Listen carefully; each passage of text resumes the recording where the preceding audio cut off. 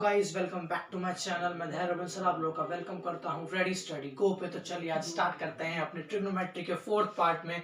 पिछले 3 पार्ट्स में मैंने ट्रिग्नोमेट्री का बेसिक आइडिया आप लोगों को दे दिया है कि ट्रिग्नोमेट्री का मतलब क्या होता है, क्या क्या चीजें उसके अंदर हमें करनी होती हैं। ठीक है, स्टार्टिंग के हम सेकंड पार्ट मैंने पाइथागोरस थ्योरम के ऊपर बनाया था और थर्ड पार्ट में मैंने कुछ क्वेश्चंस करवाए थे।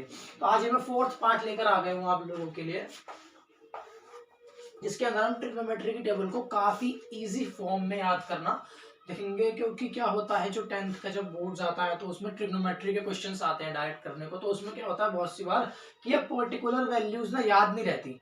तो इसको याद रखने का तरीका सबसे बेस्ट है कि टेबल याद रखो कि टेबल को सबसे इजी फॉर्म में कैसे बनाना है। अगर वो टेबल याद हो गई एक बार की कैसे बननी है, और टेबल में भी बस एक पार्ट याद रखना है, उसके बाद के सारे पार्ट उसके अकॉर्डिंगली हो जाते हैं। ठीक है, तो चलिए स्टार्ट करते हैं। पहले बात तो टेबल देख लीजिए, वही है हमारे पास साइन, कॉस, टेन, कॉट, सेक और कोसेक। ठीक है, और हम किन पर्टिकुलर एंगल्स पे हम लोगों को वैल्यू नॉलेजेबल होती है, वैल्यू हम लोगों को पता होती है पहले से ही। 0 डिग्री, 30 डिग्री, 45 डिग्री, 60 डिग्रीज और 90 डिग्रीज। इन सब वैल्यूज अगर हमें इनमें से कोई भी वैल्यूज दे रखी होगी, मान लो साइन 0, उसकी वैल्यू हमको डायरेक्ट पता है। साइन 30, साइन 45, साइन 60, ऐसे हमको इन सब चीजों की वैल्यू डायरेक्ट हमें ऑलरेडी पता होती है। तो देखो अब इसको बनाने का तरीका कैसे, बहुत इजी तरीका है, बस ध्यान रखना है यहाँ पे क्या चल रहा है। पहले हम क्या करेंगे, इस फॉर्मेट में हम उतार लेंगे पूरी अपनी टेबल बनाने के लिए। साइन, कॉस, टेन, कॉट, सेक, कोसेक बना लेंगे। स्टार्ट करेंगे 0 से लिखना, तो 0, 1, 2, 3 और 4। ठीक है, काउंटिंग लिख देंगे, क्या लिख देंगे, नॉर्मल काउंटिंग। और अब इस पूरी को सबको 4 से डिवाइड कर देंगे। क्या कर देंगे, ठीक है, 4 से डिवाइड कर दिया। ठीक है, सबको मेरी बात समझ में आती, कुछ नहीं करा मैंने, पहले इस फॉर्मेट में लिख लिया। फिर मैंने 0, 1, 2, 3, 4 5 डब्बे हैं, तो पांचों के पांचों बॉक्सेस में 0 से लेकर 4 तक की काउंटिंग नॉर्मली लिख लिया अपनी, और सब नंबर्स को 4 से डिवाइड कर दिया। क्या कर दिया, 4 से डिवाइड। और जो भी डिवाइड करके आएगा इसका निकाल दिया अंडर रूट। क्या निकाल दिया, अंडर रूट। दोबारा सुन लो, पहले क्या करा, 0 से 4 तक की काउंटिंग लिखी, फिर जो भी काउंटिंग मैंने लिखी है उसको 4 से पूरी को बारी बारी सबको डिवाइड कर दिया, और जो भी वो रिजल्टेंट आया उसको मैंने अंडर रूट चढ़ा दिया, बेसिकली उसका स्क्वायर रूट अब मैं निकालूंगा। चलो स्टार्ट करते हैं। हमको पता है कि 0 के अपॉन में कोई भी नंबर होगा, आंसर क्या आएगा, 0 cos 4 any number.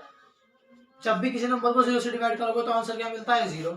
whenever 0 is divided by any number the answer is always 0। ठीक है, 0। और अंडर रूट ऑफ 0 भी क्या होता है, 0। ठीक है, वैल्यू क्या बन गई, 0। अच्छा ये देखो, अंडर रूट ऑफ 1 क्या होता है, 1। और अंडर रूट ऑफ 2 यानी अंडर रूट ऑफ 4 किसका स्क्वायर होता है, 2 का, यानी ये क्या बन गया, 1/2।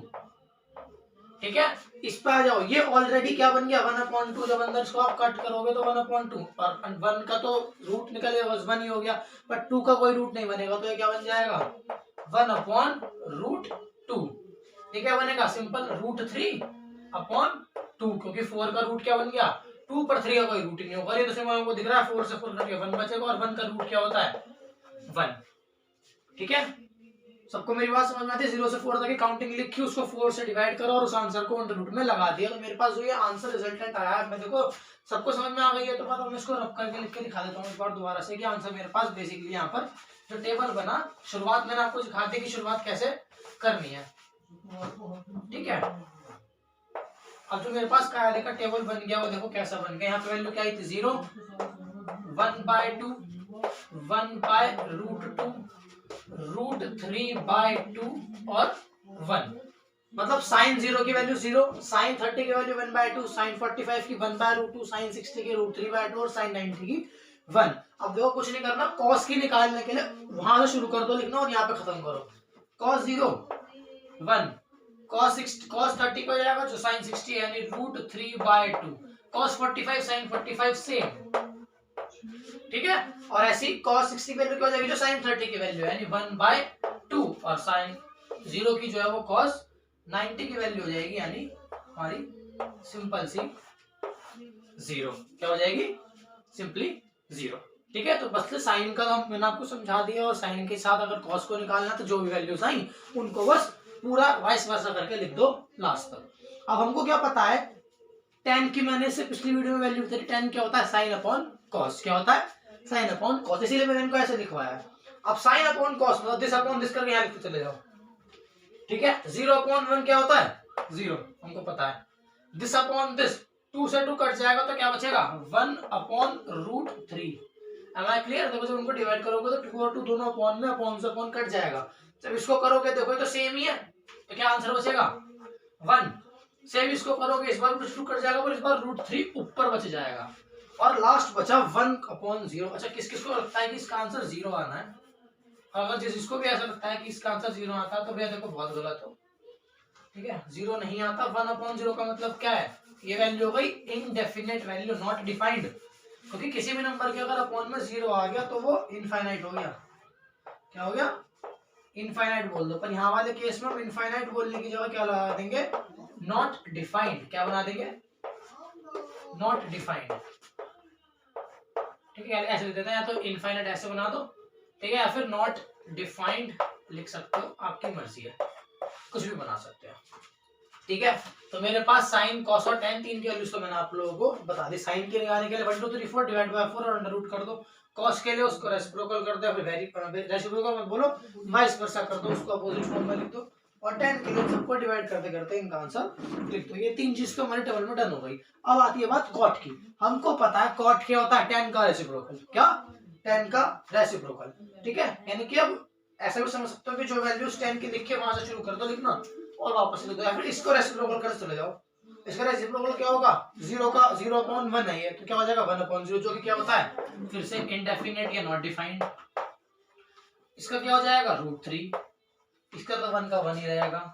इसका क्या हो जाएगा 1/√3, और इसका क्या हो जाएगा, क्योंकि नॉट डिफाइंड है, नॉट डिफाइंड अगर उसका रेसिप्रोकल कर देते तो समथिंग अपॉन नॉट डिफाइंड क्या हो जाती है 0। क्या हो जाएगा 0, क्योंकि देखो यहाँ से जब हम जैसे कि मानो जैसे यहाँ पे इंडेफिनिट है, ठीक है। अब इसको जब हम रेसिप्रोकल करेंगे तो ये क्या बन जाएगा 1/इंडेफिनिट दैट इज 0, ठीक है। हम 0 बोल देते हैं, तो क्या बोल देते हैं 0, ठीक है। तो कॉट की वैल्यूज हमारे पास आ गई सारी। अब बता दिए सेक, हमको पता है सेक किसका रेसिप्रोकल होता है, कॉस का। हम लोगों को पता है कि सेक किसका रेसिप्रोकल होता है, कॉस का। तो कॉस को रेसिप्रोकेट कर दो, 1 का तो 1 ही रहेगा, कोई फर्क ही नहीं पड़ना। 1 को जब आप रेसिप्रोकेट करोगे यानी 1/1 करोगे तो 1 का 1 रहेगा। इसको रेसिप्रोकेट करोगे तो क्या बन जाएगा 2/√3, है ना। इसको रेसिप्रोकेट करोगे तो क्या बन जाएगा √2, इसको रेसिप्रोकेट करोगे तो क्या बन जाएगा 2, और इसको रेसिप्रोकेट कर दोगे तो फिर से 1/0 यानी कि नॉट डिफाइंड,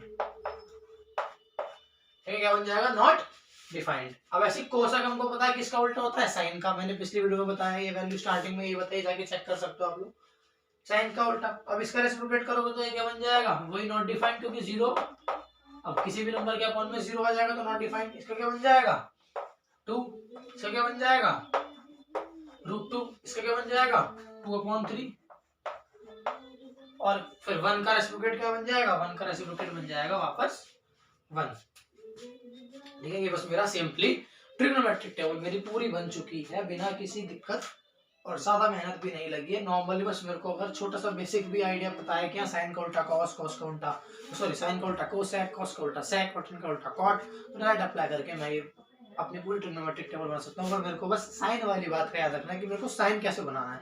अगर साइन ठीक बनेगा तो उसके अलावा के जो सारे हैं वो एकदम परफेक्ट ही बनने वाले हैं। तो आई होप आप लोगों को आज का ये टेबल समझ में आ गया होगा। अगर नहीं आया है तो एक बार रिवाइंड करो वीडियो को और दोबारा देखो। इस वीडियो को लाइक जरूर कर देना, चैनल को सब्सक्राइब करना और बेल आइकन प्रेस कर देना, शेयर बहुत करना, ताकि ये टेबल सब लोगों को समझ में आ जाए कि पेपर में कैसे बनानी है। Thank you.